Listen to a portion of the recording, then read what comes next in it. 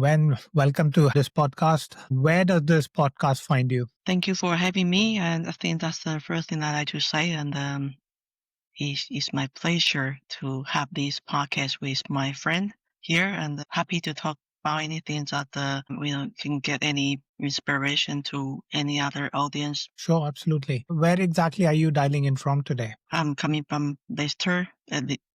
Great to have you. Wen, I know you from a couple of years from school, but more importantly, I think what we have in common is that we both have a background and professional experience in UX research and design. It's going to be a very good inspiration for our listeners to learn from and see actually how you've been able to leverage both your technical and design and research experience to your full advantage. But more importantly, you're doing some tremendous work in hardware design and entrepreneurship. So it's my pleasure to have you spending time with us. Tell me more about your early childhood memories growing up in Taiwan. Well, that's a good question to bring me back to Taiwan time. I think, I'm a bit intolerant to the Taiwanese education. As you might know, a little bit of the Asian education, it seems to be quite disciplined and rigid.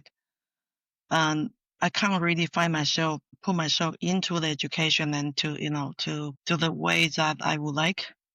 And but I really lucky and successfully and still managed to graduate from the top university in Taiwan, which is in the engineering department for the communication and engineering. And then later, because I don't seem to satisfy with learning, later and broaden my own study to physics actually.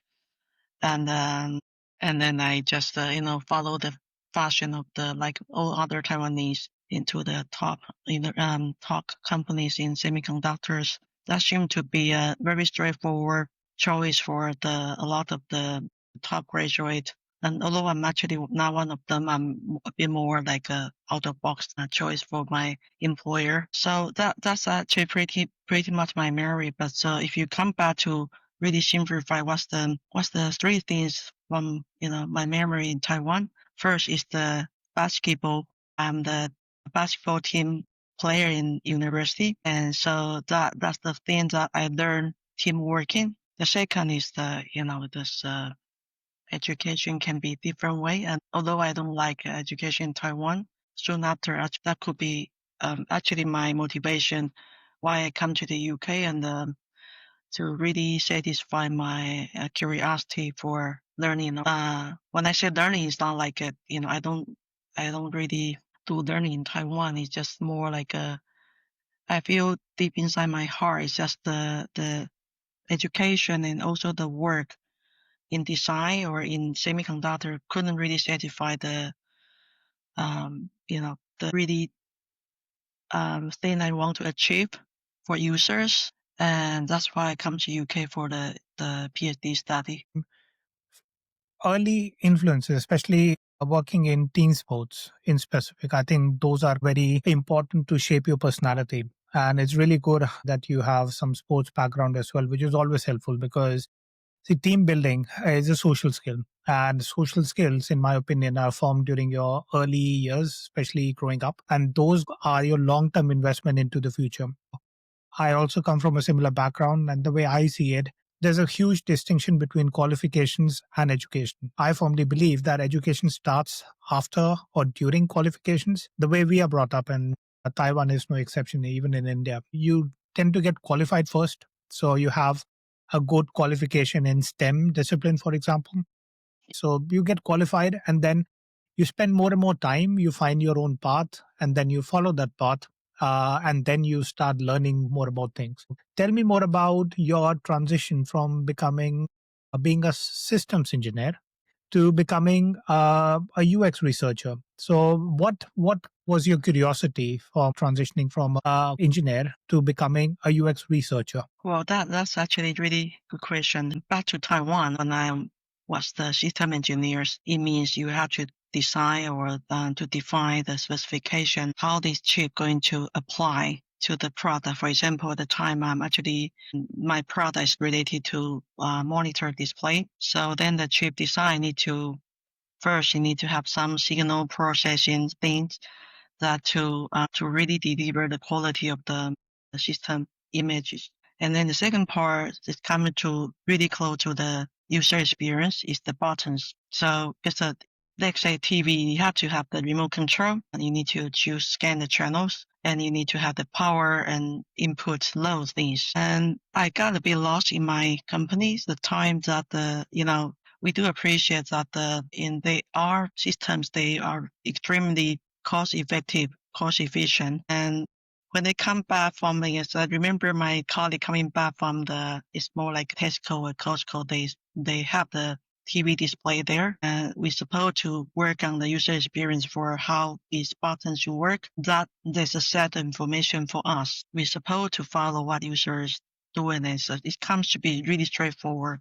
But eventually, our design has been coming from, hey, if we design this, put the buttons functional together close to certain location of the chip, it will be a lot of cheaper. And that's actually the moment I start to get lost. I lost what's the design, because I'm supposed to design for users. At the time, I'm not really clear. As an engineer for system, you supposed to design, deliver things for your customers, but you actually follow different set of answers. I get lost. The loss getting bigger and bigger. I start lost. Why people like red? Why people like yellow? Why people go to the really, let's say, £1 shop to buy let's say a mug, and why people go to really expensive John Lewis to buy a set of the mugs, which is like it could be 100 times difference. What is the reason and elements drive those decisions? The more I explore, the more I feel I lost. I start to feel like what's a design? I'm not really design. I used to be quite confident. I thought I work in the top tier companies, which I'm really proud of. But then I get really, really lost. That's why I decided to retire from the company process and decide to pursue my PhD for user-centered design. Fascinating observation there. I wouldn't call it being lost, but I've been a victim of that myself. In a large company, you're working on such a small problem, and many people are working on such a small problem. You lose sight of the bigger picture, and which is exactly what you're talking about, right? I mean, how users or customers don't care about a smaller feature of how your chip is embedded on a micro level. All they care about is actually whether the product or the service they're using is helping them achieve an outcome. Oftentimes in larger companies, we are taught to look at a problem from a micro lens, but at the same time, we're also discouraged to look at it from a macro lens, because that can tend to become strategic and you have armies of teams focusing on different skills and scopes of problem. So I call it being siloed, and it also happens. To me, it looks you've always been interested in how both worlds work together, the micro level interactions leading up to the macro level world where the user interacting with the entire product and the service. And that, in my opinion, I think that is where the biggest learning is. So kudos to you for using UX research, because a logical progression for somebody who's got an engineering background like yourself could have been advanced degree in system analysis and architecture, or maybe hardware design. So UX research is a very intriguing field. Tell me more about your experience of pursuing your PhD. What did you study and what was your research thesis? Right. Actually, to find a topic on the PhD is not really easy, because I tend to be quite, like ambitious. I like to study everything. And for example, look at let's say the computer game Switch, how this gaming design, what sort of gaming content could attract people, or it could be like addictive for elderly, and what sort of design will be able to protect people. So that's a quite wide range. And then, because I have really good supervisors, he probably can see me, I'm a bit lost. What if we just focus on user-centered design as the main topic? Then just, it settled down a bit, because then I start to study what does it mean, user-centered design for users? What's the progressions, the revolution from the past?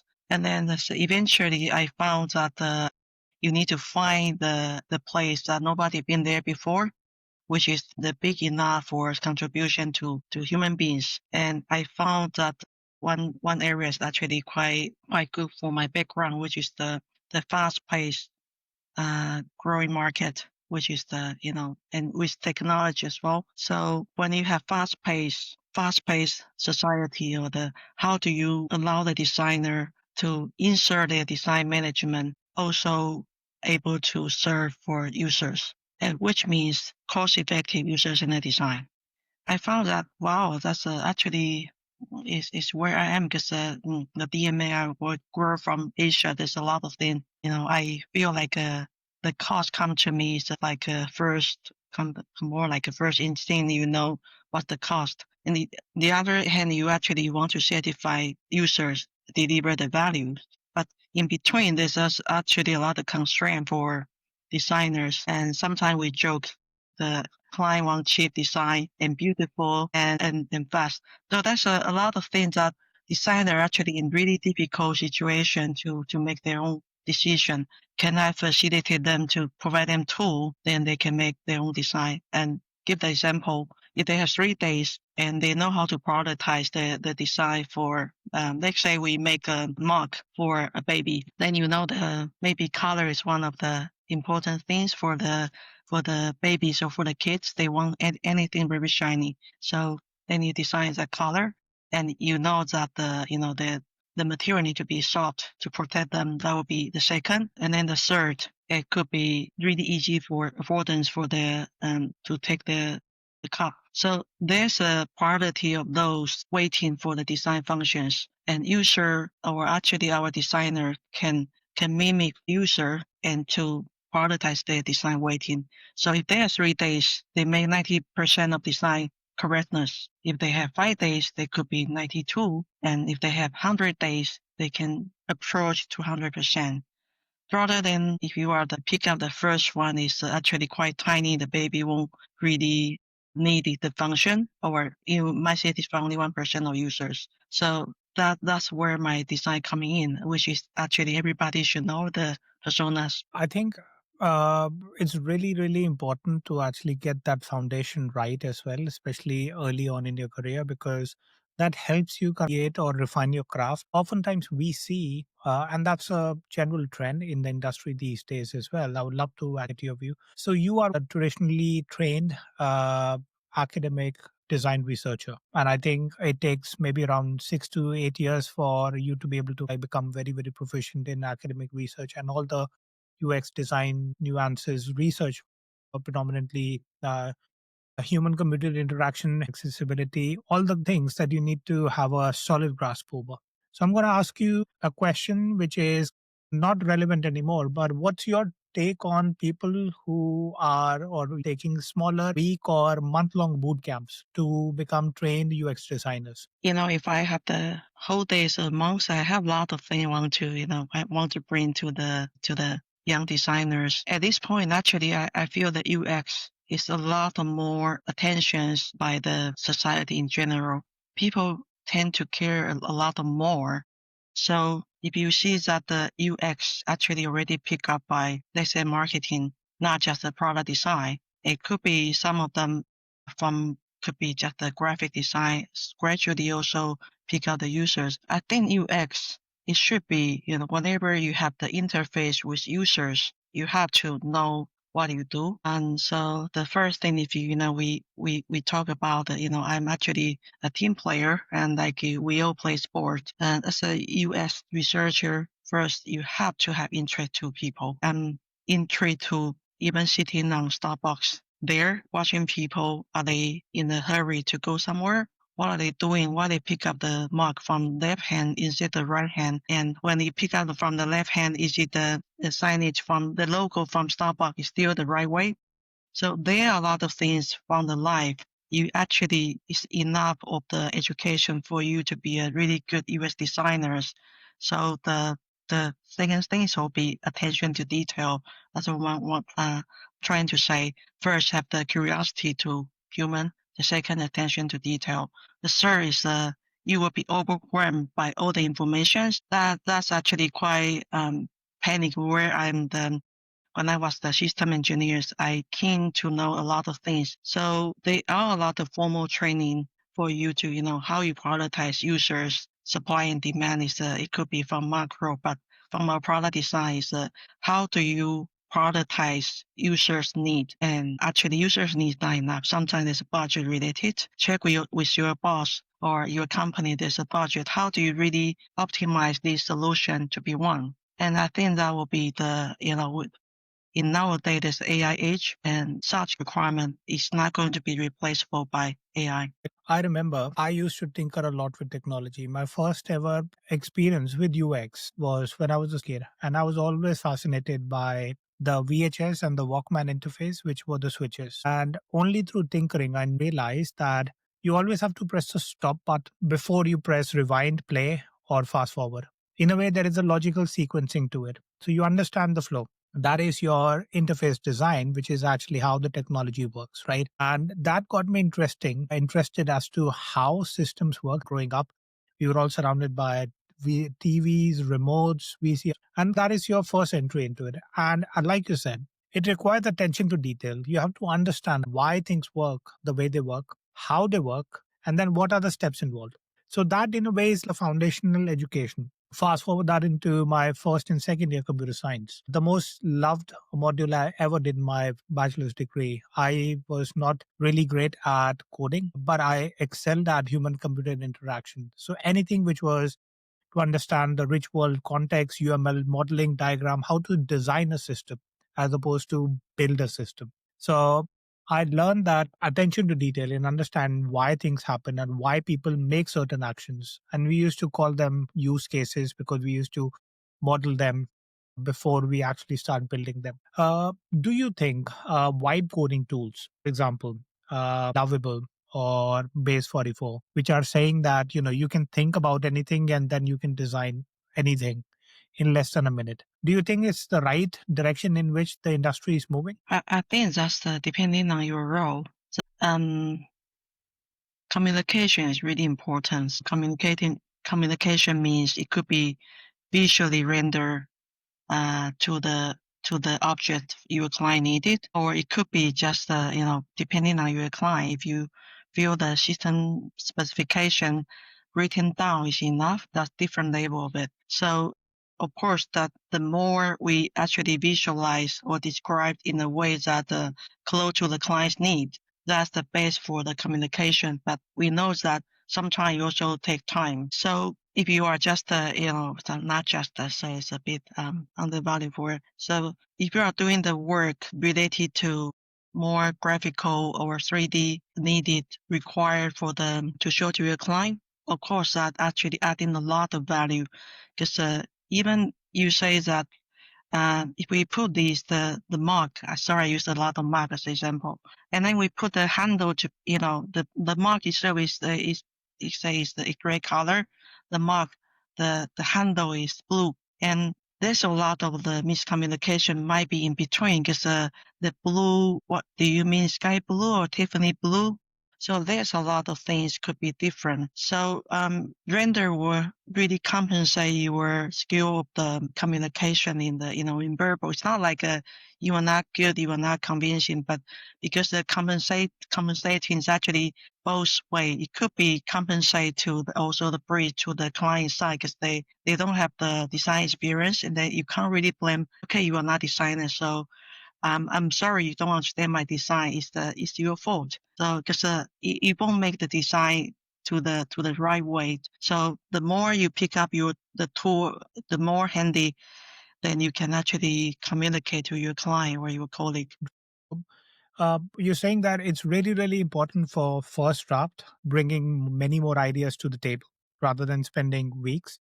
And more importantly, it also helps you translate your vision. So it helps you in better team communication because you have so many ideas churned so quickly. Then you can and then converge them into one common design, which you would want to spend the next couple of weeks on refining. So with that, let's talk about the work that you did at MEATER.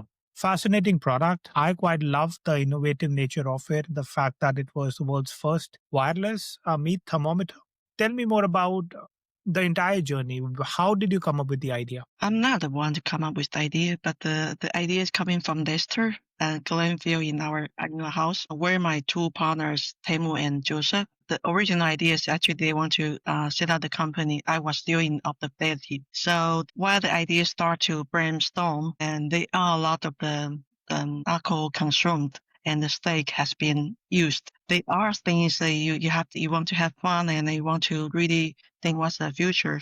They are a bit, let's say at this time can say stupid idea in the past that actually in around few days. And the idea is coming from the most unexpected, we try to just enjoy a steak. And usually I'm the one to handle those wires. Wire means thermometer, and then it happened to be broken again. So the wires thermometer broken is actually the reason we create the means thermometer complete wire free. And if you come from the, it's a general perception, people will think, how does it work? Because, the grill is completely metal. Thinking about the Faraday cage, it's not possible. And then how can you really come up with it? Actually, you just try. And quick enough is just throw the wireless device and Bluetooth device in the grill. You don't need to really grill them. You just put it in and then put the cover on. It turns out actually it worked. And then, after that, we know why it worked. At the time it's it worked actually because there's an air vent for you to change the air inside. But that is actually the first moment. And actually, I also learned a lot. And don't start your idea if you feel like it doesn't work. And if you can try, you can give it a try. And if we could, just any of us, we say, hey, it doesn't work.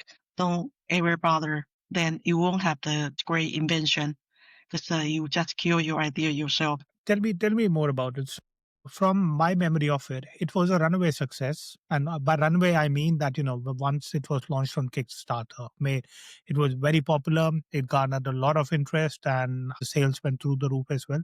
But I'm more interested in how many iterations did you come up with before it actually got launched and then it achieved the success that the world knows today? Yeah, do you mean how many versions? Wow, this is hard to count. Actually, that's it's really, really difficult to have the hardware company. The time you have to, no matter how much you want to iterate, just like a software, software version want to have weekly, is simply not possible because all the hardware is the lead time for it's mostly more waterfall than anything else. So with the constraint that the first it had to be full safety, the second it had to withstand high heat, and the third it had to be waterproof inside because otherwise it would damage the inside component. With these three constraints, because it's funny is that our employee come and later we check this.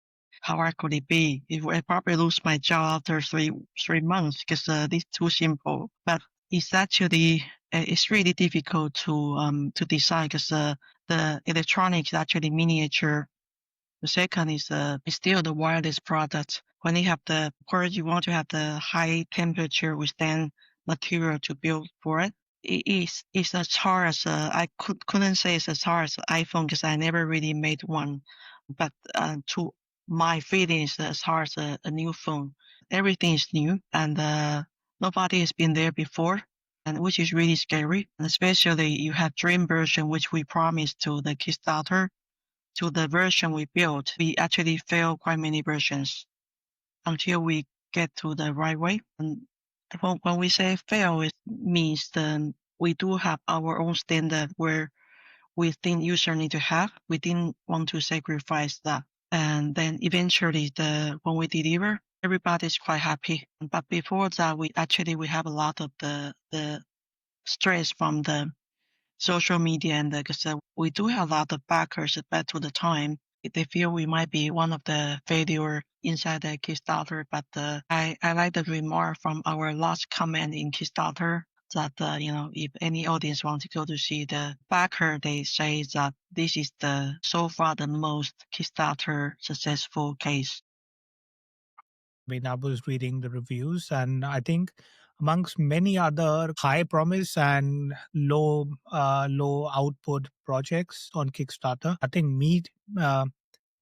MEATER is got probably the highest customer reviews. So in a way, it actually shows the level of rigor and quality and the thought that's gone into the product. So well done to you and the team on that. And you also received some royal accolades. Tell me more about that experience. That's actually a great honor we received. And the UK, we have our highest enterprise award is actually the time is Queen's Award. The time now is the King's Award. We are quite privileged, and we get to double Queen's Award at 1 year, and which is only like I think when the mayor of Leicester they came to just give us the word, mentioned that we are the top 5 in the UK history to win 2 Queen's Award, and I think that's really our high time, I would say. We has been quite low profile, and then just really committed our time to communicate to users. I think we, the time we decide to submit, let's give a try. And with our growth rate, in every year, and then also the profit level, as well as the innovation we own, I really feel like that's a really big success. So what's better than 1 Queen's Award?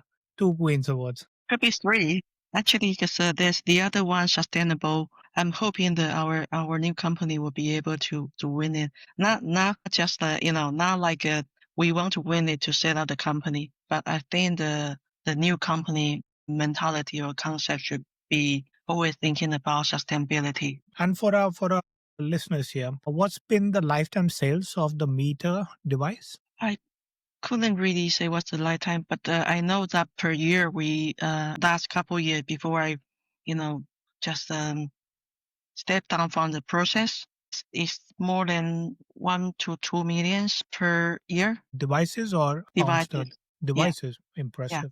So, Very and impressive. actually, the devices, although we have a few like different product, but it based on the one core, it's a thermometer. So all the different set of product, different quantity of the sensors.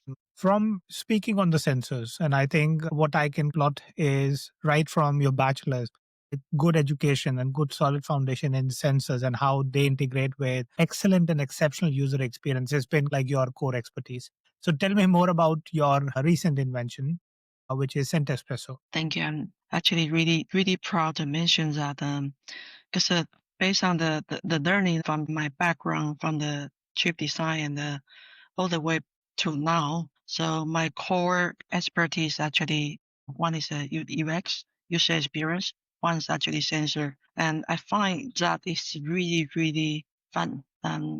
It's really attracting that, the sensors, the other side of human sensory.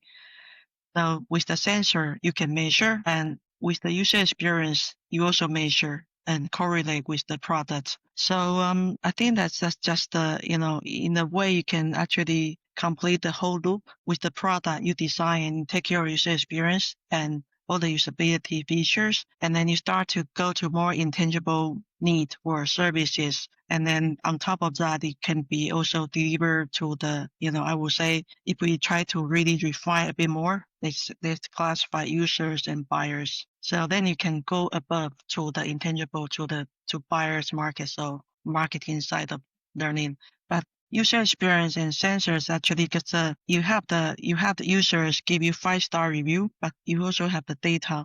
You can actually correlate them both. So I like the market because to describe how fast you run, and is the might as well is we put to actually you run at the 12 seconds rather with this is fast. Everybody has their own subjective way to measure, but if you put to the measurement with the machine, that it help us to the product maker to find a way to move forward. And with Espresso, it's a bit similar way of the mentality because we want to deliver scent and to users. We know that in this ancient science, different scent, for example, lavender, it will bring more relaxations, but nobody has been there before to measure. And therefore, that's why we want to start to see whether we can put that to digital health and start to measure and start to contribute our effort to the relaxation and stress relief and to become the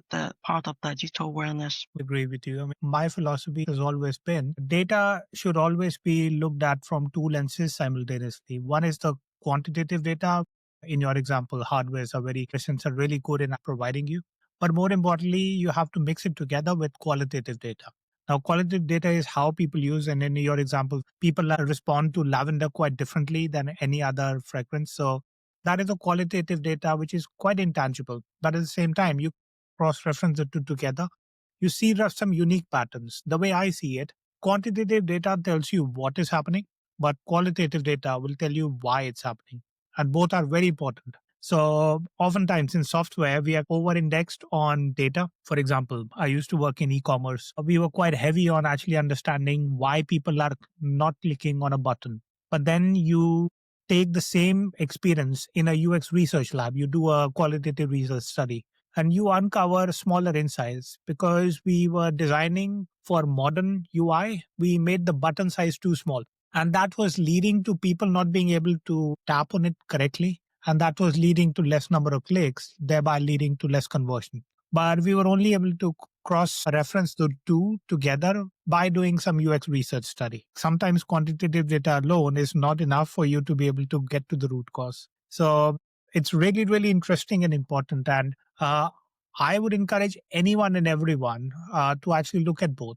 Extending on your work on hardware, Scent Espresso is a very different product from MEATER. So, what were the learnings that you uncovered during your time at MEATER, which were helpful for you to bring it on to the next product iteration? So, tell me more about what got you interested in Scent Espresso. Um, that's actually really good questions. I earlier time I mentioned that I get lost when I was in Taiwan. Actually, I got quite lost even in the summertime when I was in Chicago. That after the elective class, design good life, I lost the purpose of being an entrepreneur and what can I possibly bring value to human beings. And I got quite upset, because I build a company and as asset, and from outside people point of view, I'm successful, but actually quite lost and still I feel quite in a way it's really really my low point. I was upset not because of the class is not good enough. Actually, that is my biggest learning in both that it told me deep inside my heart what I need. The compass to really drive me forward is to serve people, and that's my motivation. I want to have something to contribute my expertise, which is UX and which is solving the problem and sustainable. That's three things. If you haven't, I think we have to decide just to solve the problem for stress relief, because as an entrepreneur or in the technology sector, always really fast paced doing things, but we forget to take care of ourselves. So I decided to take care of this problem and selfish for myself, and also to people they have the same lifestyle, fast paced. You don't have time for um, relaxation, booking yoga or booking time with your friend or booking holiday with family. Because stress cannot really wait for the time you have holiday, because the sum of stress actually you'll be the reason for your disease. And that's the reason I started to think how can I really contribute to it, and combined with my experience in London, the time I need to live in London different hotels, I realized that there's no bus stop, and I tend to use bathtub for my stress relief. And that's the aha moment, is thinking, hey, maybe we can transfer the bathtub experience to shower. And with my training actually in adaptability, I work with many virtual reality projects, how we can bring in more immersive experience, which is to interest a lot of your sensors, like your eyes, your ears, your skin, and there's a lot more trigger and stimulate. It will help you to complete distraction from your stress, and therefore that's where I start to have my product for inspiration. In shower aromatherapy, I think the product is really good for very busy professionals because it's really hard to actually take out time for a spa, let alone immerse yourself into a bathtub. So your product is like sits in the middle of the two. It's a spa-like experience in your shower. Tell me more about the Kickstarter journey and what's been the uptake and traction so far. Yeah, with the 30 days journey, the pre-order is actually really fast paced. Beforehand, you had to prepare the video, and I believe there's a communication that be two part. First, you need to communicate the features, the function to users. Also, you need to communicate through the inside the connection, and that's where I think most of the consumer product need to have. And so we do the first thing is we need to prepare the product demo and to make sure that everything is working, and how do we really show the angle for from our video team, how do we show this to it, and then day by day, and then start to communicate to customer. Once you start to the journey ends, but it's not end. So once the 30 days end, and then you start to have regular update to your customer who support the project. And that's actually quite meaningful to us. For example, we recently get to the alpha testing update, and there are a lot of our customers say, hey, I use Essential every day. Can you get me to the program? And we get a lot of the messages from our customers, especially for the product in early design. This is part of the risk process and beneficial to your users and the company. The first is the user want to receive the amazing product which is functional to serve the purpose what we promise. The second is the company get validation, say, hey, this is the product, is the more than MVP because your customers say they need it. I think that's where whenever possible for the hardware products. I remember the Kickstarter mostly for the hardware products. If you could, and it's actually quite beneficial for you to get to Kickstarter. But there are also some caveats. And before that, you have to think of, are there any competitors or if the idea is easy to get copied. That could be something you have to consider is the once the idea is out, and if you have really small team to work on that, maybe somebody from manufacturer side they already deliver higher than you, and all your research has been gone. So that's a part between that, and of course that on top of that you can also raise money, and that's a plus, and plus communication to users, plus for marketing. But let's say consider if your IP is so easy to work around or no IP, then you have to think plus and minus which one work for you. Do you protect IP before you go live on your campaign?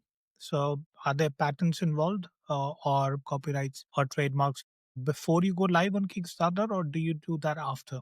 The pattern is actually the rule is whenever you go to public, you have to protect before that. And because our idea is actually from the Chicago Bulls, there's a competition before we graduate. So we call GMVC, and the time because we apply the provisional patent before we go to the pitch. Ideally, it should be still really small area, but if you in general, whenever you go to public, the material go to public, you have to protect your IP. Depending on the area you are, it could be UK and it could be US. So in that case, we think about our early market. We do both. Tell me more about the updates and what are the latest updates? We still stick at to deliver in March, and if anything come earlier, we will certainly will do that. But if we could, we probably want to invest to more testing to make sure that the device come to customer will be good.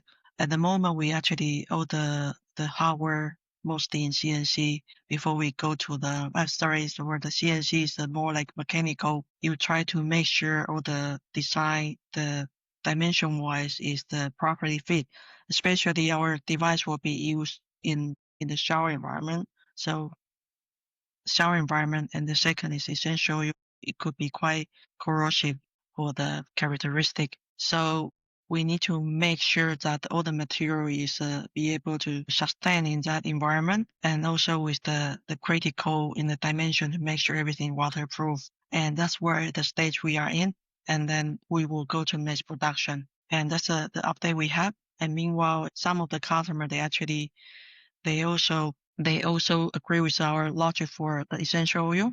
We work with the partner that provide the natural essential oil, and we provide that oil as well. And with that experience, we test our oil with the machine to make sure everything comes together. It will be able to deliver the best experience. For example, I learned through the journey. Lavender and tangerines. Tangerine actually is the molecule is traveling fast, and lavender is less. So with this or air dynamic, how do we adjust the right portion to dispense to enable the best experience? In deep inside our hardcore, the company core is actually the R&D, because we will be the company invest a lot in the how this oil be dispensed and mapped to the user's benefit, especially in the stress relief related. That'll be our first step. I'm really excited to hear more. I'm keeping a close tab on whatever you do because you always surprise me. Part of the intrigue that I have for you over these years is that you're truly versatile. When I first met you, my first question to you was, an accomplished semiconductor engineer, an accomplished UX researcher, an accomplished hardware entrepreneur. And if that wasn't not enough, you also did be a program from a top business school. But more importantly, I think you're working on some really interesting things at the interaction of both hardware and software. When I thank you for your time and I wish you all the best in whatever you do next. Thank you so much. It has been fun in this podcast because some of them really bring me back to a lot of reflections to why I do this. I wish could be also the inspiration to our younger students. If we say the entrepreneur I would say the UX person will be the best one to be the entrepreneur, because you know the user, you know the market. The next generation of people who specialize in UX will also be entrepreneurs. They will be launching new ideas, innovative ideas, not just typical traditional ideas. Future looks bright, and I wish you all the best, When.